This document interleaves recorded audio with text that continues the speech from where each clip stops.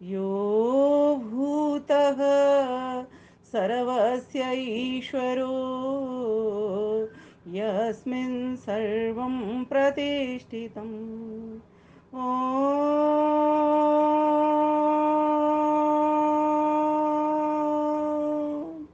नमस्ते अस्तु आयते, नमो अस्तु परायते, नमस्ते प्राणतिष्ठत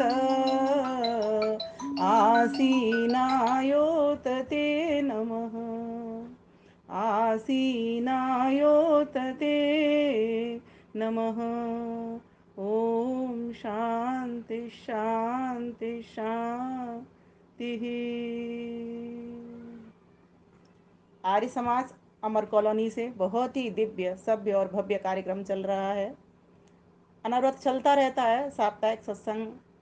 ये जो अमर कॉलोनी आर्य समाज है, जैसे अपनी बड़ी बहन होती है ना, ऐसे मैं अपनी समाज के लिए भी इसको बड़ी बहन कहा करती हूँ कि ये जो अमर कॉलोनी आर्य समाज है मेरे लिए बड़ी बहन के समान है। तो इनकी समाज हो, मेरी समाज हो, सब एक ही समाज है। और आर्य समाज तो जहाँ जहाँ है वो सब हमारी एक ही समाज है, क्योंकि वहाँ पर आर्य विचार, आर्य ज्ञान, वैदिक संस्कृति, वैदिक सभ्यता, धर्म की, कर्मों की बात तो चलती है वहाँ पर, और कोई फालतू बात नहीं होती। तो आज का हमारा विषय है, माताओं बहनों सभी को सादर प्रणाम करती हूँ। अगर भाई लोग भी जुड़े हैं उनको भी प्रणाम करती हूँ। मंच संचालिका जी को प्रणाम करती हूँ। सभी मेरी परिचित हैं, कोई यहाँ पर मुझे अपरिचित नहीं दिखाई दे रहा। चाहे वो प्रबुद्ध बहनें हों, छोटी तो मुझे नहीं लगता मुझसे कोई होंगी, मेरे समान होंगी, या फिर मुझसे सभी बड़ी हैं आयु में, अनुभव में और ज्ञान में, सभी चीज़ों में। देखो राजमाता जी मुझे दिख गई। तो सभी बहनों को सादर सब प्रेम नमस्ते कहती हूँ, प्रणाम करती हूँ, नमन वंदन अभिनंदन करती हूँ और अपने विषय की ओर आती हूँ। बहुत सुंदर विषय है। मैं पुष्पा माता जी से मेरी बात हो रही थी अशोक विहार से कि माता जी, जब जब वो इनका शांता बहन जी का फ़ोन आया था कि कोई विषय चुन लें, तो मैं माता जी को पूछ रही थी, माता जी कोई विषय है ध्यान में? तो माता जी ने एक क्लू दिया मुझे कि इस पर बोल सकती हैं आप। तो मेरे को फटाफट क्लिक कर गया कि मैं इस विषय को इस तरीके से दूंगी तो सभी के लिए एक रुचि का विषय भी ये बनेगा। तो आज का हमारा विषय है, किस त्रिभुज पर टिका है प्रभु का दर्शन। एक ट्रायंगल जिसकी तीन भुजाएं होती हैं, एक जिसको हिंदी में त्रिकोण कहते हैं, और तीनों समभुजाएं हैं, कोई न छोटी है न कोई बड़ी है, और तीनों की उतनी ही महत्ता है जितनी की एक भुजा की महत्ता है। आखिर वो त्रिभुज क्या है? तो आइए ले चलती हूँ आपको उस त्रिभुज की ओर, जिस त्रिभुज के बन जाने पर ही परमात्मा के दर्शन होते हैं। अब त्रिभुज तो बहुत हो सकता है। ओम नाम में भी त्रिभुज है, अ उ और म का। स्तुति प्रार्थना उपासना में भी त्रिभुज है, स्तुति का, प्रार्थना का और उपासना का। ज्ञान कर्म उपासना में भी त्रिभुज है, ज्ञान का, कर्म का, उपासना का। त्रयी विद्या में भी त्रिभुज है, ऋग्वेद यजुर्वेद सामवेद का। तो इस प्रकार से जो ये त्रिभुज हमारा बनता है किसी न किसी प्रकार से, तो बात चल रही है यहाँ त्रिभुज की। कौन सा त्रिभुज हम बनाएं जिसकी सभी भुजाएं समान हों, बराबर हों। जैसे एक 2 मीटर की एक भुजा तो 2 मीटर की दूसरी भुजा, तो तीसरी भुजा भी 2 मीटर की। अगर किसी भी भुजा में एक में भी छोटाई बड़ाई हो गई तो सही प्रकार का त्रिभुज नहीं बनता। परमपिता परमेश्वर के दर्शन करने के लिए हम उस त्रिभुज की बात कर रहे हैं।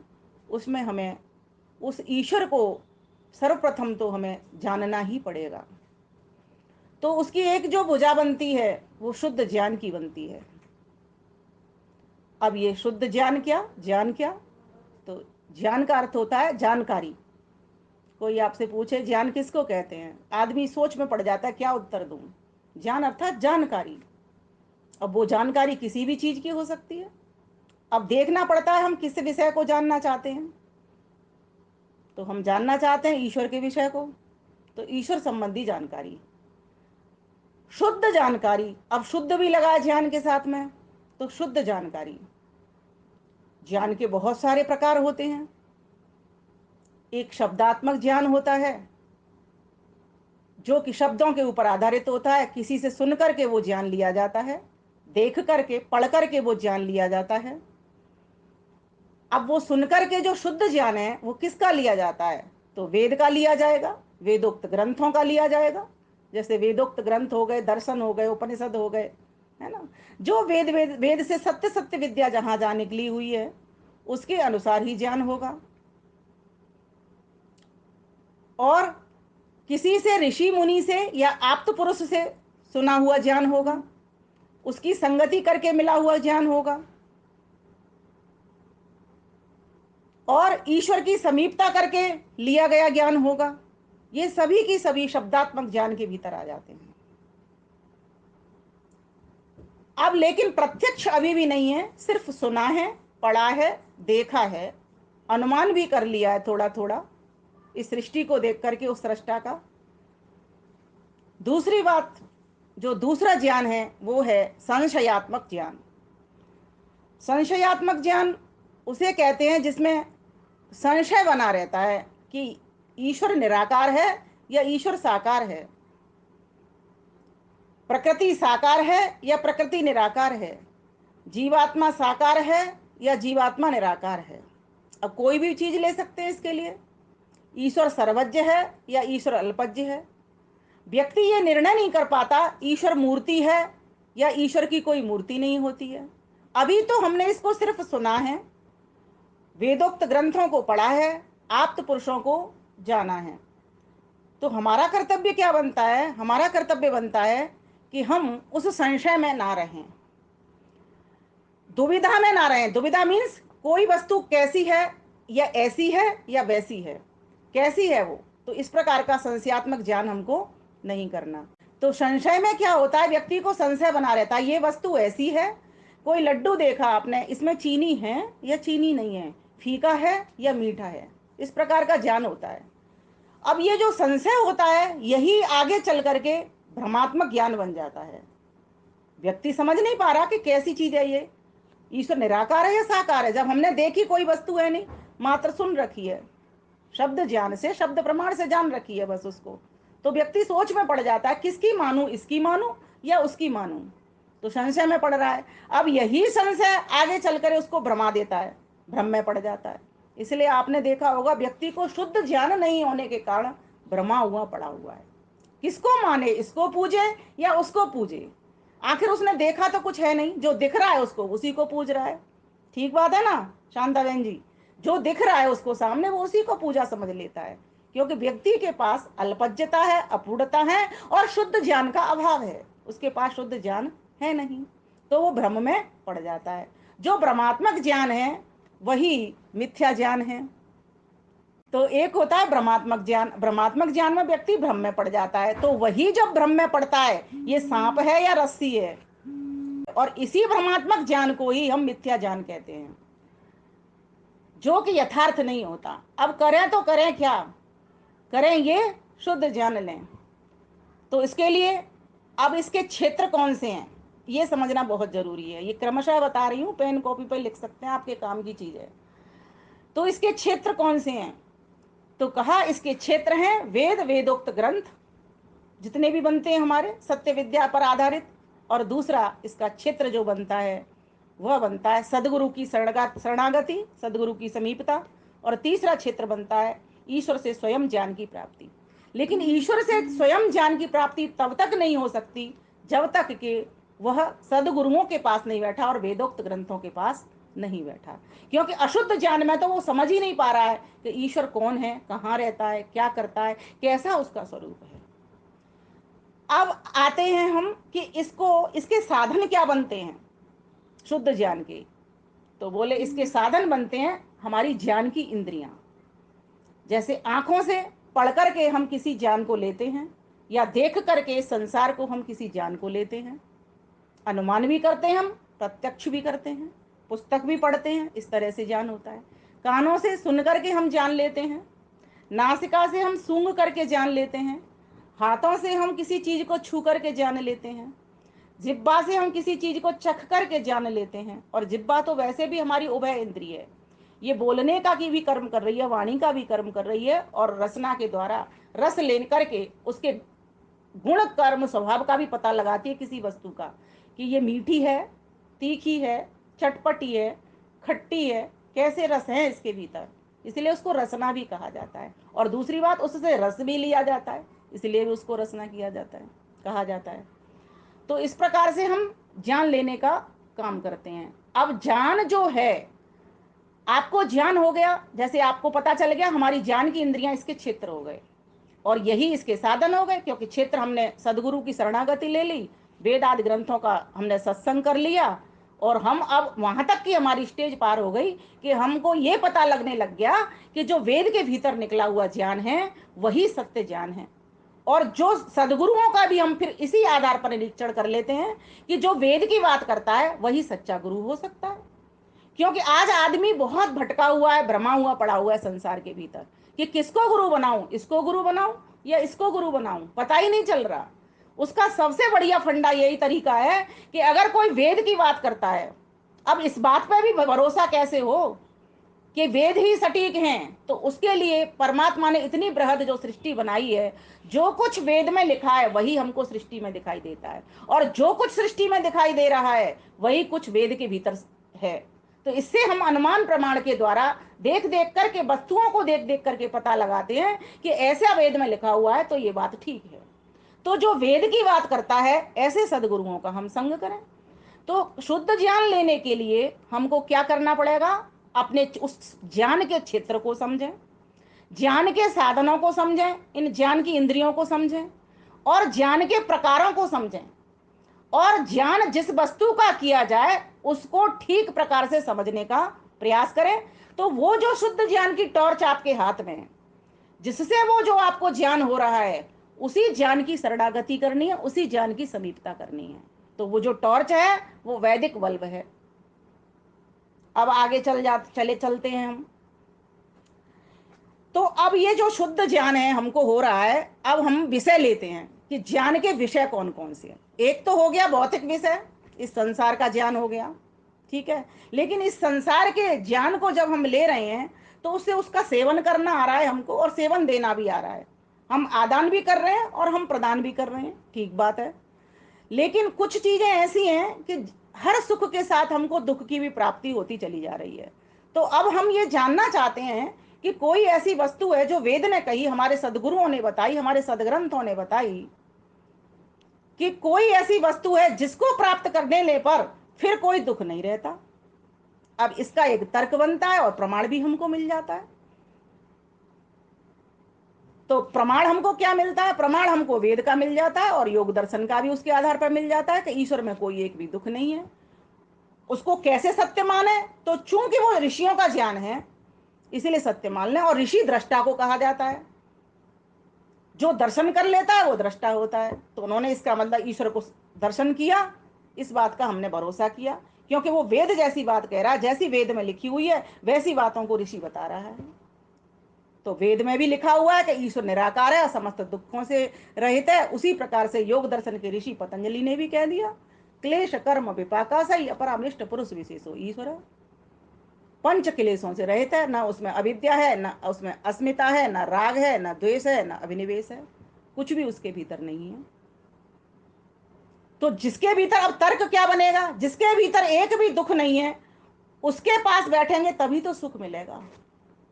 अभी हम पड़ोसी के पास जाते हैं, कुछ हमारे दुख को काट ले बांट ले कोई, है ना, तो कितना दुख बांटेगा, थोड़ी देर मन पर सांत्वना कर देगा कि बहन जी कोई बात नहीं ठीक हो जाएगा, लेकिन फिर घर आकर के फिर वही दुख प्रारंभ हो जाएगा। मित्र के पास बैठेंगे वो थोड़ा सा दुख बांट लेगा, फिर वही दुख प्रारंभ हो जाएगा। रिश्तेदार के पास जाएंगे, थोड़ी देर वो भी सांत्वना दे देगा, फिर दुख प्रारंभ हो जाएगा। दुख तो कोई बंटता है नहीं। प्रयास किया जाता है, लोगों के साथ भी बैठा जाता है दुख बांटने के लिए, लेकिन पूरा हल उसका नहीं है, पूरा समाधान संसार के लोगों में नहीं, संस्कार के साधनों में नहीं, संसार के क्षेत्रों में भी नहीं। पूरा सुख जब मिल रहा है तो वो परमात्मा के पास ही मिलता है। क्यों? क्योंकि इसका हमें प्रमाण भी मिल गया और तर्क भी मिल गया, क्योंकि वो परमात्मा समस्त दुखों से रहित है। तो क्लेश उसके भीतर नहीं, अविद्या नाम मात्र की नहीं। अगर अविद्या होती तो वो भी हमारी तरीके से इस शरीर से संयोग करता, जैसे कि हम इस संसार के भीतर इन शरीरों से संयोग करके आए हैं। इसीलिए एक लॉजिक यहां पर यह भी बैठ रहा है कि ईश्वर में कोई अविद्या नहीं है। अविद्या का नाम ही तो मूर्खता है। अविद्या का मतलब ही तो विद्या का अभाव है। जहां विद्या नहीं वहां अविद्या है। ये शुद्ध ज्ञान जब तक व्यक्ति को नहीं हो जाएगा ना, कौन सी वस्तु कैसी, ईश्वर कैसा, तो उस विषय को हम पकड़ेंगे कैसे, उसकी समीपता करेंगे कैसे, और वो होगा कब, उसके क्षेत्रों को समझेंगे, उसके साधनों को समझेंगे, ज्ञान के साधनों को, तभी जाकर के होगा। और फिर उस विषय में मन लगाएंगे। और मन तब तक नहीं लगेगा जब तक उसमें हमें लाभ नहीं दिखेगा। व्यक्ति का मन कहाँ लगता है? जब किसी वस्तु के भीतर उसको लाभ प्राप्ति की पता चल जाती है कि डिस्काउंट चल रहा है, एक के संग में 4 सामान फ्री मिल रहे हैं, फौरन दौड़ जाता है। फिर तो सारे काम छोड़ने पड़े उसको, अपना कितना भी अर्जेंट काम हो वो भी छोड़ना पड़े, तो भी वो ये सोचेगा कि मैं वहां से सामान लेकर के आ जाऊं। इसी प्रकार से जब व्यक्ति को ये समझ हो जाती है कि ईश्वर से तो डिस्काउंट पर डिस्काउंट, डिस्काउंट पर डिस्काउंट, डिस्काउंट पर डिस्काउंट, जैसे चक्रवृद्धि ब्याज होती है ना, मनी के ऊपर मनी, मनी के ऊपर मनी, इस प्रकार से वो दे रहा है, तो व्यक्ति फिर उस ईश्वर की उपासना में उतरता है, उस वैसे बताए उसके बताए हुए कर्मों में उतरता है। तो शुद्ध ज्ञान किसका हो? तो कहा शुद्ध ज्ञान शुद्ध करने के लिए कर्मों का भी हो। ये जो त्रिभुज है ना, उसकी एक टांग शुद्ध ज्ञान की नीचे वाली आधार, जिसको कहेंगे हम आधार, जो नीचे की भुजा खींची जाएगी वो आधार होगी। तो शुद्ध ज्ञान ही आधार है। और ये शुद्ध ज्ञान ही, मैंने एक दिन आपको किसी मंच पर बताया था कि वही स्तुति है। जानना, ईश्वर को जानना, उसके गुण कर्म स्वभाव को समझना, यही स्तुति है और यही शुद्ध ज्ञान है। और ज्ञान होता है तभी तो उसका संबोधन करते हैं, भैया ये सेठ है या कंजूस है या कौन है ये। और जो ईश्वर है वो कौन है? सेठों का भी सेठ है। तो जब हमको ये बात का ज्ञान हो गया कि डिस्काउंट पर डिस्काउंट दिया चला जा रहा है वो तो, और हर चीज फ्री में बांट रहा है, लेकिन हमको संसार के लोग दिखाई देते हैं कि अरविंद केजरीवाल अगर फ्री में बांट रहा है तो वो बढ़िया व्यक्ति है। उसको नहीं पता नाक को इधर से पकड़ लो चाहे नाक को उधर से पकड़ लो, दोनों हाथों से नाक पकड़ में आ जाएगी। क्यों? क्योंकि व्यक्ति भोला है, सामान्य है, कहीं ना कहीं उसका स्वार्थ है। क्यों स्वार्थ है? क्योंकि अविद्या में है वो, इसलिए उसको शुद्ध ज्ञान नहीं, तो शुद्ध कर्म करना नहीं आता उसको। तो जब दूसरा एंगल बनेगा उसका ट्रायंगल का, जब दूसरा एंगल हम खड़ा करेंगे, दूसरी भुजा खड़ी करेंगे हम उसकी, तो वो शुद्ध कर्म की होगी। और जब तक कर्मों की समझ नहीं होगी कि शुद्ध असुर कर्म कौन से हैं और अशुद्ध कर्म कौन से हैं, शुभ कर्म कौन से हैं, अशुभ कर्म कौन से हैं, तब तक वो ट्रायंगल की बराबर की रेखा नहीं खींचेगी। मान लीजिए आपने शुद्ध ज्ञान ले लिया, लेकिन शुद्ध कर्म में आप नहीं उतर रहे हो, तो वो ट्रायंगल की जो दूसरी भुजा है वो बराबर की भुजा नहीं होगी, समान भुजा नहीं होगी। तो आपका ट्रायंगल कैसा बनेगा? फिर वो लुढ़क जाएगी, उल्टा बन जाएगा। और ईश्वर का पथ कौन सा है? ईश्वर का पथ सीधा है, जो आपको सीधा ट्रायंगल से ले जा रहा है। तो कहा शुद्ध कर्म करने के लिए, अब इस कर्म को समझते हैं थोड़ा सा, क्योंकि थोड़ा थोड़ा कहूंगी तो मेरे समय खत्म हो जाएगा।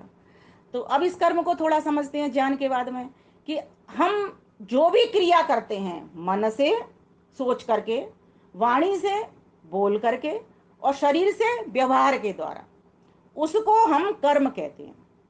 अगर आपसे कोई पूछेगा कर्म किसे कहते हैं, तो आप क्या कहोगे? मन से, वाणी से और शरीर से जो क्रिया व्यवहार किया जाता है उसको हम कर्म कहते हैं।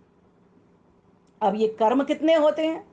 और जिन कर्मों से परमात्मा छूटा हुआ है और जिन कर्मों से परमात्मा नहीं छूटा हुआ है, क्योंकि विषय तो हमारा एक ही है ना, प्रभु का दर्शन, तो यहां पर कर्मों को उस तरह से घटाना पड़ेगा।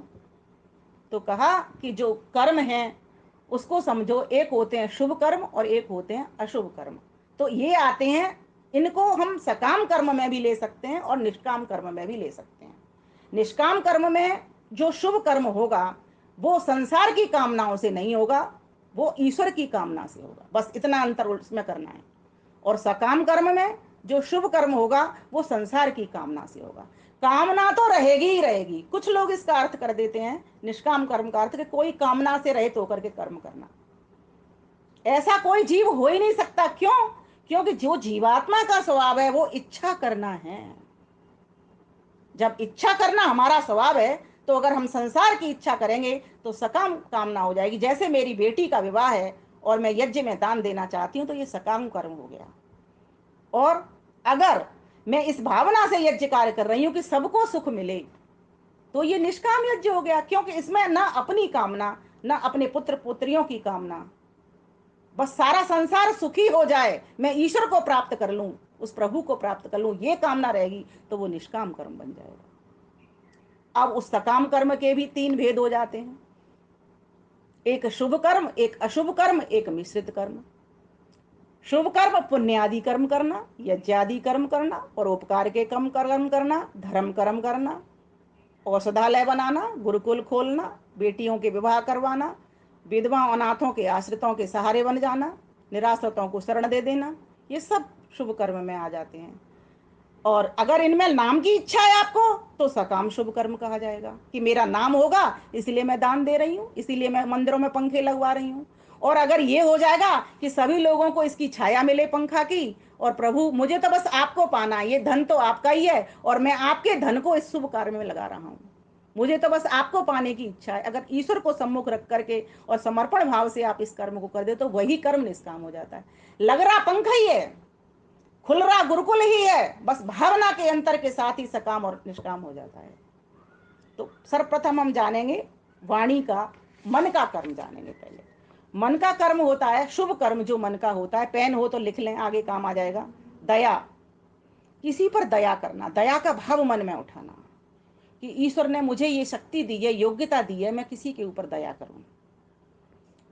दूसरा अस्पृहा, अपने लिए कोई इच्छा नहीं करना।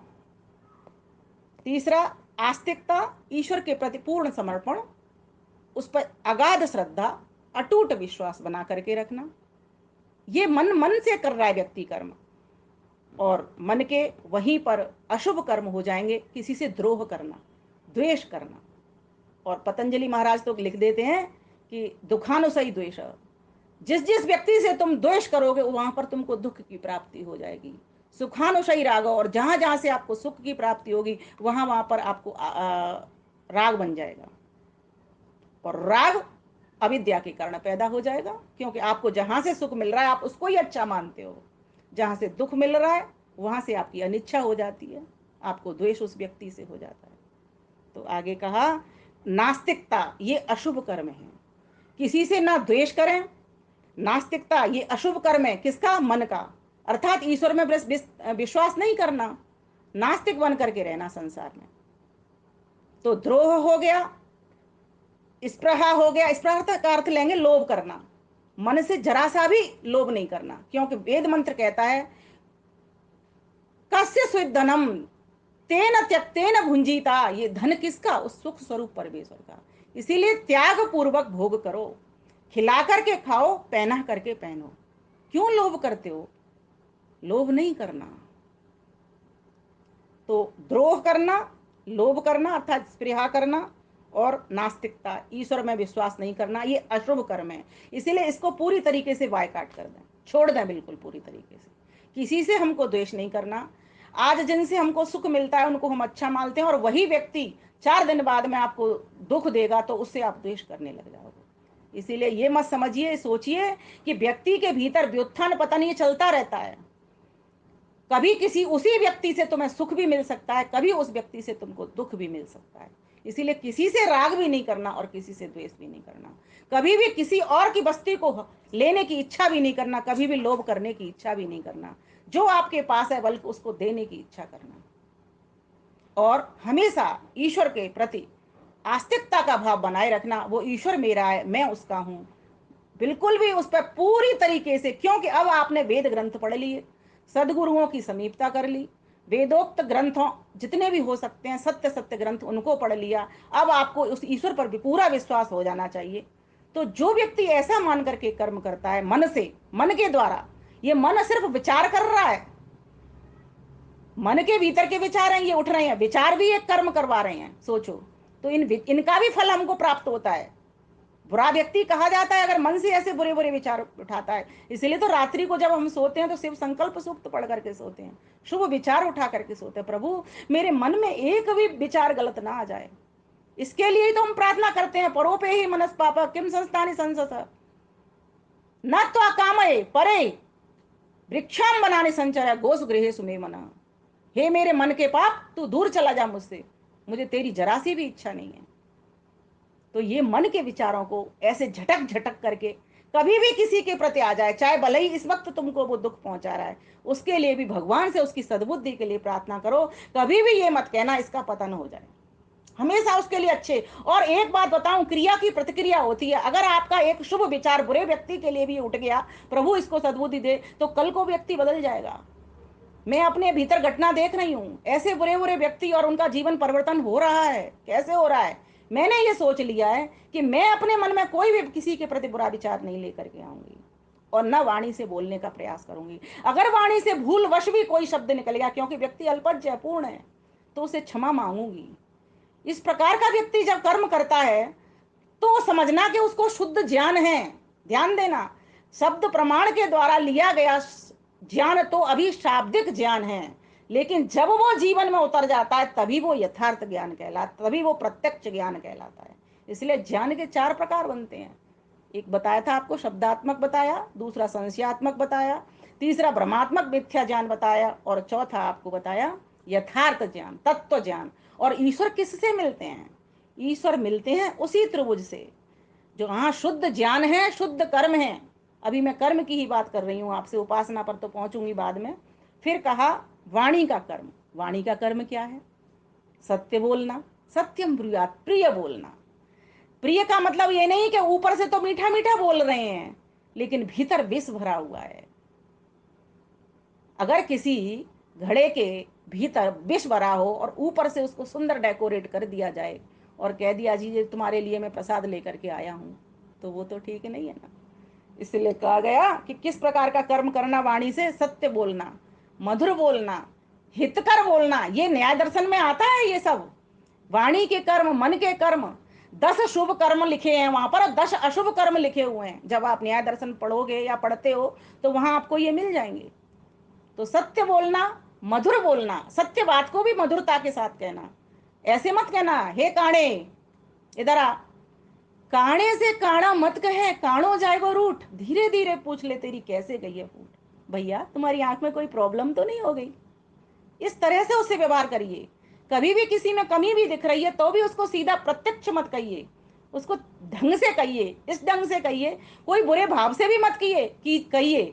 कोई ऐसी गलत मिलावट भी वहां पर नहीं करना, क्योंकि मैंने पहले ही कह दिया मन का कर्म मैंने पहले बताया, बाद में मैं वाणी की बात बता रही हूँ। क्योंकि मन के उठे हुए विचार हमारी वाणी पर उतरते हैं, इसलिए मन से कोई भी गलत भाव नहीं लेकर के उससे कहना, उसे प्रेम पूर्वक पूछना। और परेशानी किसी को भी हो सकती है, किसी दिन हमारी भी आंखें चली जाएंगी और चली भी गई हैं, कई बार ऑपरेशन भी हो गए, और पता नहीं कब तक दिखाई देगा कि नहीं देगा। हम तो सभी की शुभकामना करेंगे, हम 100 वर्ष तक देखें, 100 वर्ष तक जिए, 100 वर्ष तक बोलें। तो जब हम अपने लिए चाहते हैं, तो अगर हमने दूसरों के लिए अगर इस प्रार्थना को कर दिया, तो परमेश्वर हमको क्रिया की प्रतिक्रिया के फलस्वरूप अवश्य हमको वैसा ही बनाएगा जैसा हम दूसरों के लिए प्रार्थना करते हैं। तो कहा सत्य बोलो, मधुर बोलो, प्रिय बोलो और हितकर वाणी बोलो, जिससे उसका हित हो जाए। कई बार हित की बात हम बोलते हैं तो इतने कठोर ढंग से कह देते हैं कि व्यक्ति को बुरी लग जाती है। उसको भी कहने के तरीके बदलने चाहिए हमको। और वाणी का कर्म क्या है? अशुभ कर्म क्या है? झूठ बोलना, मिथ्या बोलना, गलत बोलना, असत्य बोलना, निंदात्मक बोलना, चुगली करके बोलना किसी की, ये सब वाणी के गलत कर्म है। कठोर बोलना, इतना हार्श बोलते हैं कई लोग तो कि बहुत ही बुरा। जैसे अंधे का पुत्र अंधा, महाभारत ही करवा दिया, द्रौपदी ने कह दिया ना दुर्योधन को। व्यर्थ बोलना, जल्प, वितंडा, ये सब न्याय दर्शन के भीतर आता है। ऐसी इसी चीजों में हम लगे रहते हैं। बकवास करना, अपनी बात को ठीक मानना, सामने वाले की ढंग से नहीं सुनना किसी बात को। जब व्यक्ति को इसका मन का, वाणी का, कर्म करने का ज्ञान प्राप्त हो जाएगा, शुद्ध ज्ञान हो जाएगा, तो वो शुद्ध कर्म में स्वतः उतरेगा। हमको पता ही नहीं कि हमारी वाणी का शुद्ध कर्म क्या है और अशुद्ध कर्म क्या है, शुभ कर्म क्या है, अशुभ कर्म क्या है। और फिर किसी को पता भी है तो वो मिश्रित कर्म करता है, कुछ शुभ कर्म करता है, कुछ अशुभ भी साथ साथ करता चलता है, कुछ शुभ करता है और कुछ अशुभ भी करता चलता है, बुरा भी बोलता है, कभी मीठा भी बोलता है। क्यों? ये भी अल्पज्यता के कारण, अपूर्णता के कारण और अविद्या के कारण कर रहा है, इस काम को भी मूर्खता के कारण कर रहा है।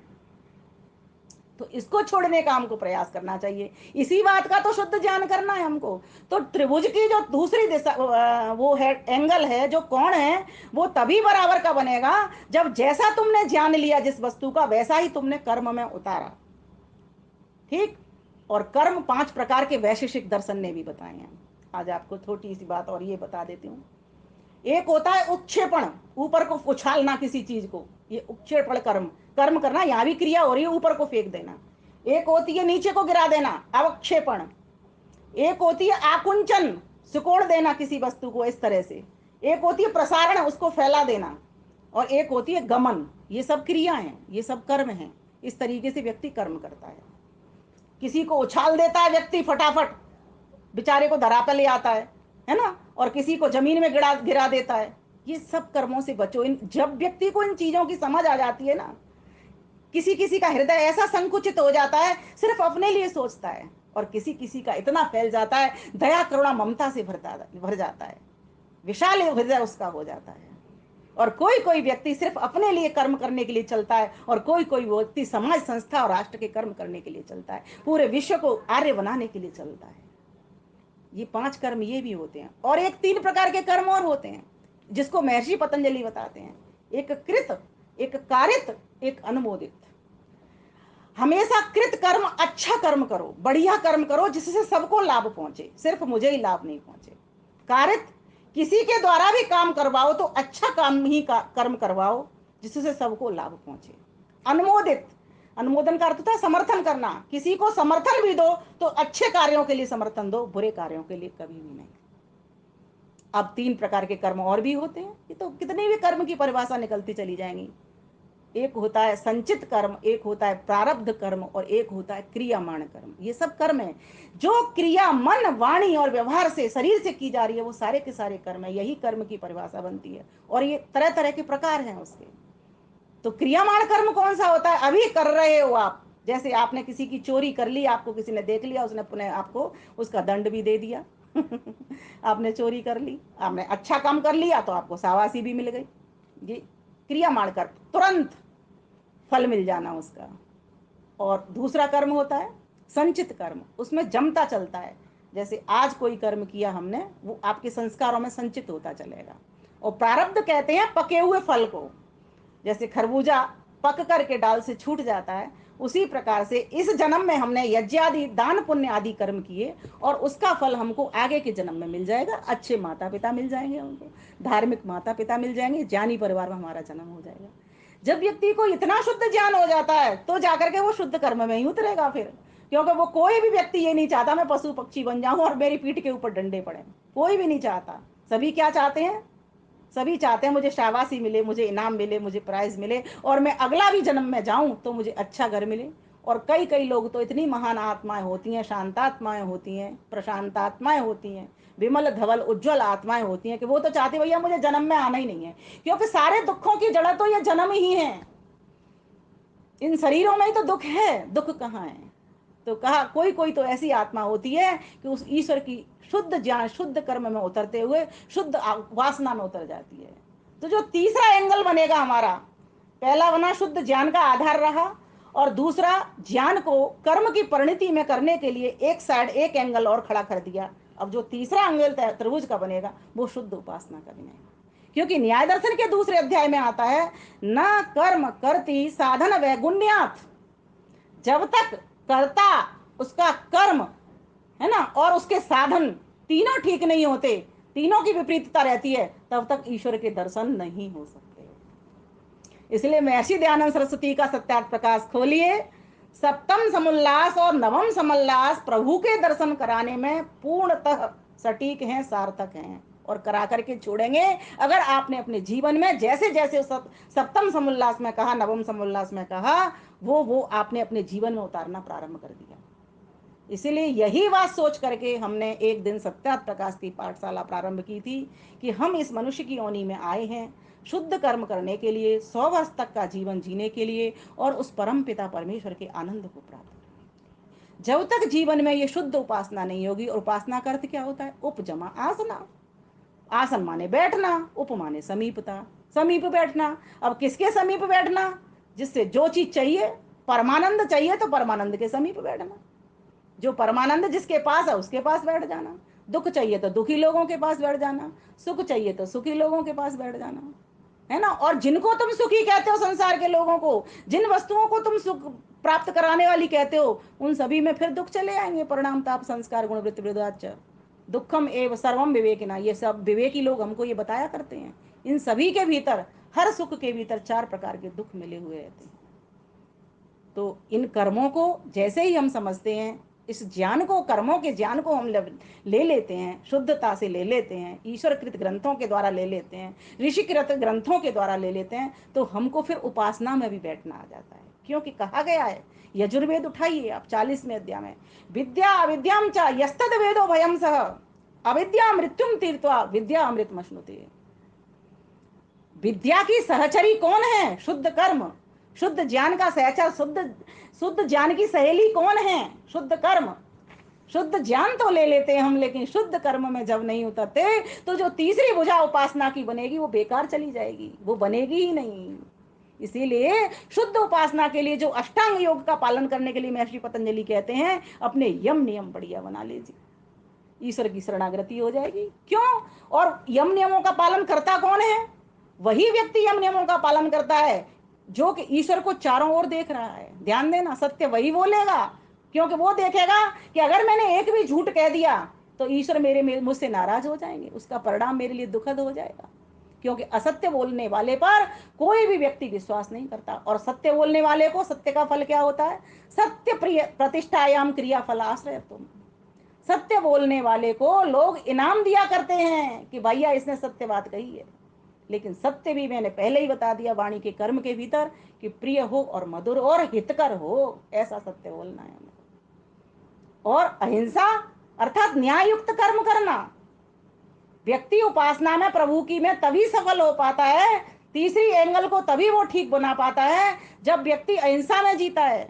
मन वाणी कर्म से किसी की भी हिंसा नहीं करता, किसी से भी द्रोह नहीं करता, किसी से भी स्पृहा नहीं करता, तभी जाकर के वो ठीक प्रकार के कर्म में उतरता है, न्यायुक्त। और न्यायुक्त कर्म करने के लिए ईश्वर को देखो सामने, जो जैसा कर्म करता है उसको वैसा ही वो फल देता है। और इसका परिणाम संसार में देखो, ये तरह तरह की दुनिया जो दिखाई दे रही है अपने कर्मों का परिणाम है। कोई व्यक्ति अंधा है, कोई लूला है, कोई लंगड़ा है, कोई निर्धन है, कोई धनवान है, कोई रंक है, कोई राजा है, कोई गरीब है, कोई अमीर है, कोई गोरा है, कोई काला है, कोई ज्ञानी है, कोई अज्ञानी है। ये सारी दुनिया में देखो, इससे पता लगेगा कि ईश्वर न्यायुक्त फल दे रहा है कि नहीं दे रहा। लोग तो इसको दोष कहते हैं परमात्मा के, परमात्मा तो दोषी है कि उसने उल्टी सीधी दुनिया बना दी, किसी को ज्यादा धन दे दिया, किसी को कम दे दिया। अगर व्यक्ति को ये शुद्ध कर्म का समझ आ जाएगी कि ईश्वर कैसा है, वो सबके न्याय संगत फल दे रहा है, तो व्यक्ति उस ईश्वर की समीपता करेगा। समीपता का मतलब उसको धारण करेगा, अपने जीवन में भी वो न्याय के कर्मों को लेकर के आएगा कि मैं आज से आगे न्यायुक्त कर्म करूंगा, कभी भी किसी पर अन्याय नहीं करूंगा।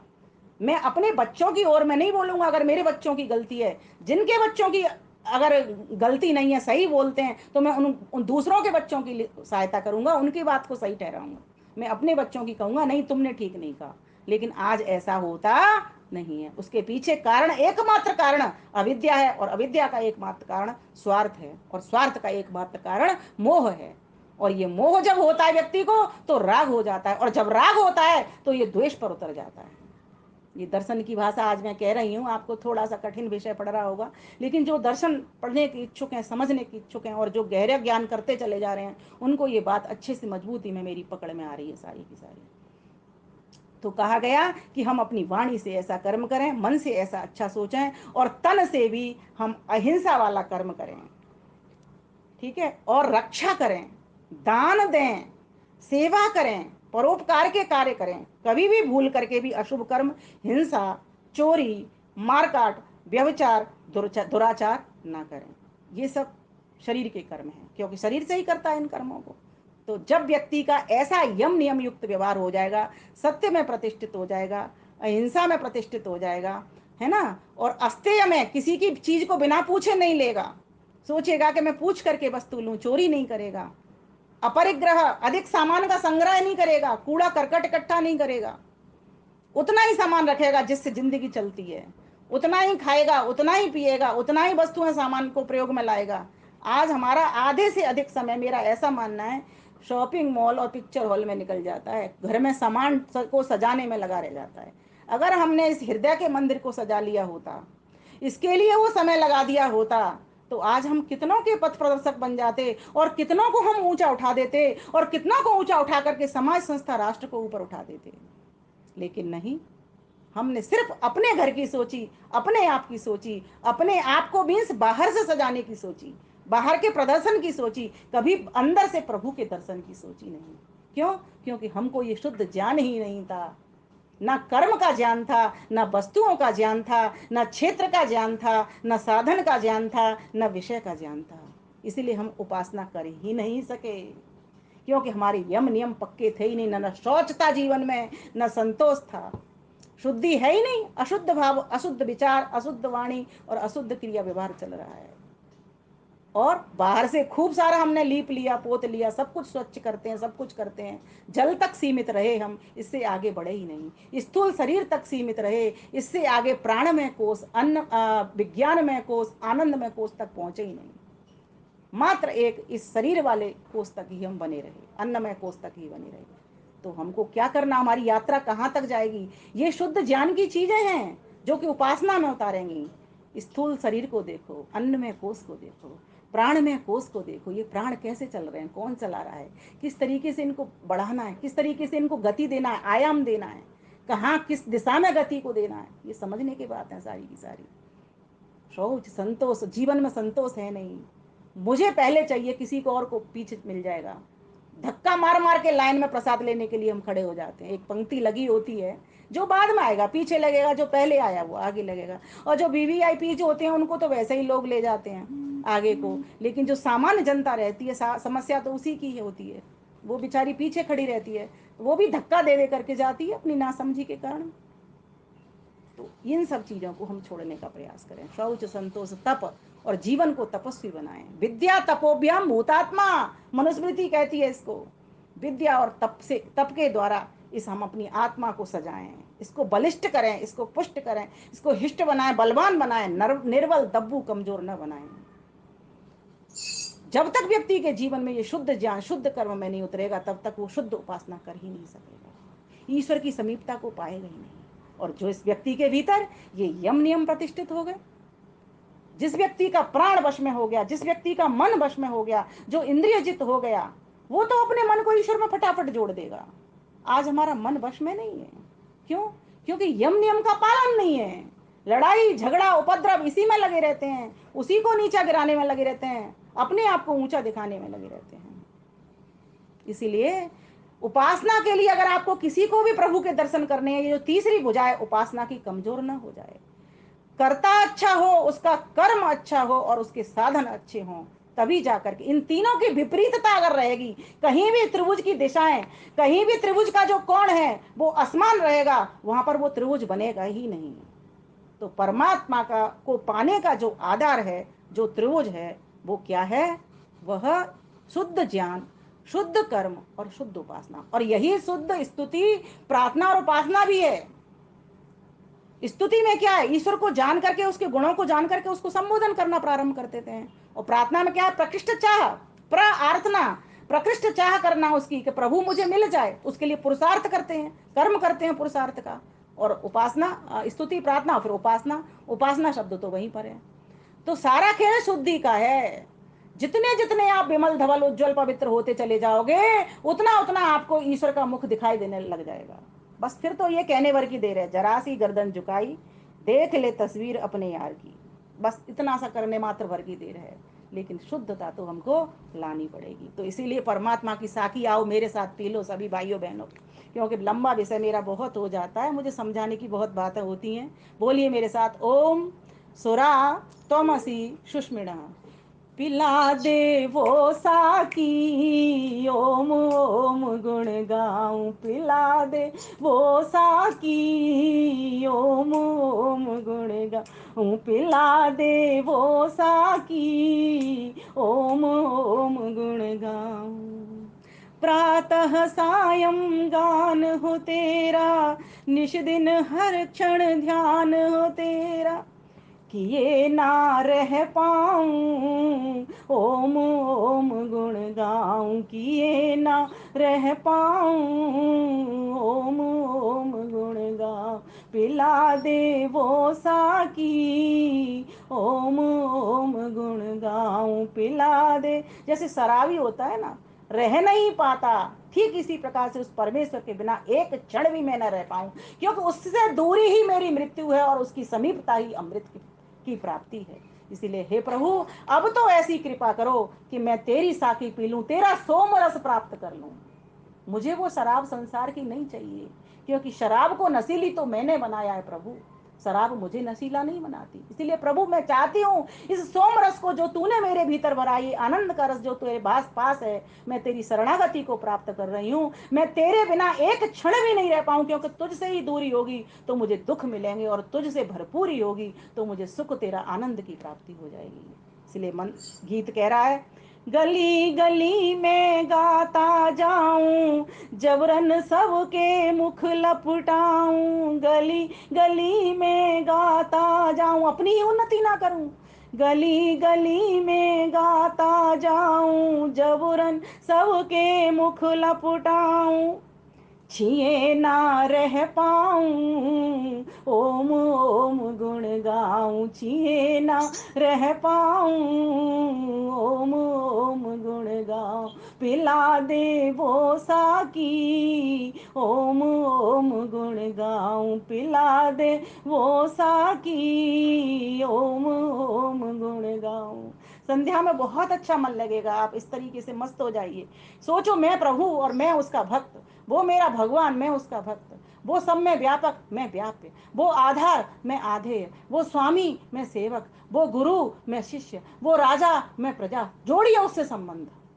माना कि उससे संबंध हमारा स्वाभाविक नहीं है, ये नैमित्तिक है, लेकिन जब तक नैमित्तिक नहीं बनाएंगे तब तक उसका ज्ञान बल आनंद हमारे भीतर आएगा नहीं। कहिए उसे, पौआ विमल वेद का प्याला, पौआ विमल वेद का प्याला, पीकर हो जाऊं मत वाला, पीकर हो जाऊं मत वाला, पिए ना रह पाऊं ओम ओम गुण गाऊं, पिए ना रह पाऊं ओम ओम गुण गाऊं, पिला दे वो साकी ओम ओम गुण गाऊं, पिला दे वो साकी ओम ओम गुण गाऊं।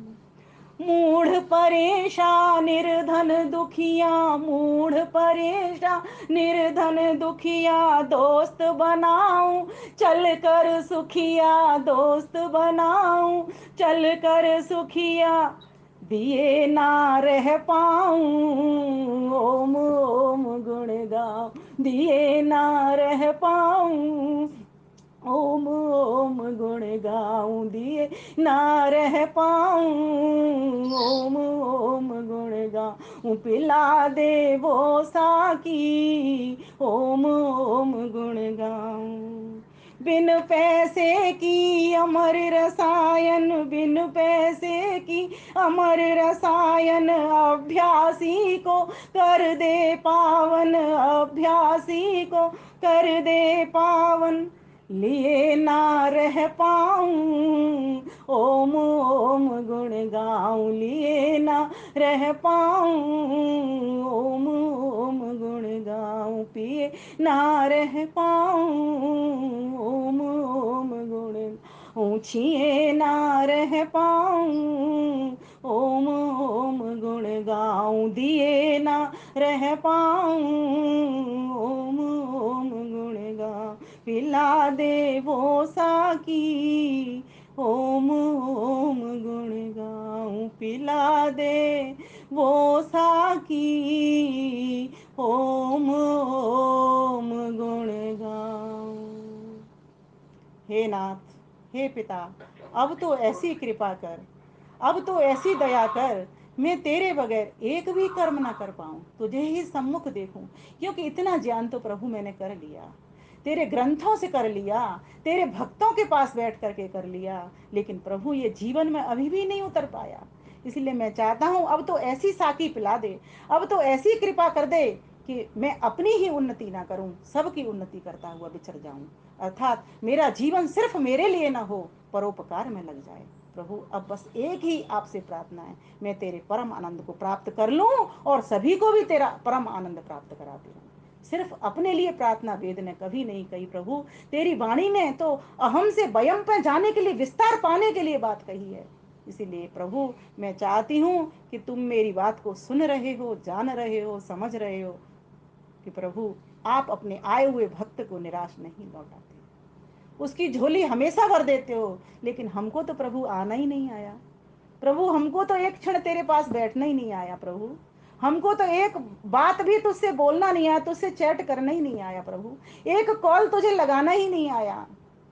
तू तो सबका है, लेकिन जिसने तुझसे संपर्क कर लिया, जिसने तेरा संपर्क साध लिया, जिसने तुझसे वार्ता कर ली, प्रभु तू उसको भर भर के दे देता है। यदंग दास उसे तुम अग्ने भद्रम करे तवे तत्सत्यम अग्र, तवे तत्सत्यम अग्र। प्रभु इसीलिए अब ऐसा बना दे मुझे कि अब तुझ में और मुझ में यदग्ने श्याम हम तुम भाग्या श्याम हम सृष्टि सत्य यहाँ से सा। अब तक बहुत आशीर्वाद तुझसे पाए, अब चाहती हूँ प्रभु अब एक आशीर्वाद अपना ये और दे दे कि मैं तेरे अमृत सुख को प्राप्त कर लूँ, तेरी इस साकी को प्राप्त कर लूँ, तेरे इस सोम रस को प्राप्त कर लूँ। क्योंकि प्रभु सुरा तमसी सुष्मिणी, तुम ही वो तीखी शराब हो, तुम ही वो सोम के प्याले हो, तुम ही वो आनंद के सागर हो, तुम ही वो अमृत रस के दाता हो प्रभु, और कोई नहीं। अब मुझे पूरा पूरा विश्वास हो गया, इसलिए तेरे भीतर मेरी अगाध श्रद्धा, अटूट विश्वास, अखंड विश्वास है। प्रभु मैं तेरे दर पर आ गया हूँ, और अब तो तेरे ज्ञान को, बल को, आनंद को मैं लेकर के ही आप तक पहुँच पाऊंगा। इसलिए प्रभु दया करो, दया करो, कृपा करो, कृपा करो। इन्हीं शब्दों के साथ मैं अपनी वाणी को विराम देती हूँ। आप सभी को श्रद्धापूर्वक तन्मयता से सुनने के लिए हार्दिक धन्यवाद करती हूँ। ओम शांति शम। धन्यवाद जी, हमारी दूसरी बहन बहुत ही दूसरी है ये हमारी बहन, इनका इतना सुंदर उद्बोधन और कितना ज्ञान है इनके अंदर समाया हुआ, और कितना इनका स्वाध्याय है कि वो इतना ज्ञान प्राप्ति के बाद ये हमें इतना हमारा ज्ञान वर्धन करती है। इनका विषय तो आज का बहुत गूढ़ था, लेकिन मैं फिर भी एक दिन हमारा भी शनिवार के शासन को चलेंगे, फिर भी इनसे समय लेंगे कि इसको हम विस्तार से और सुनेंगे।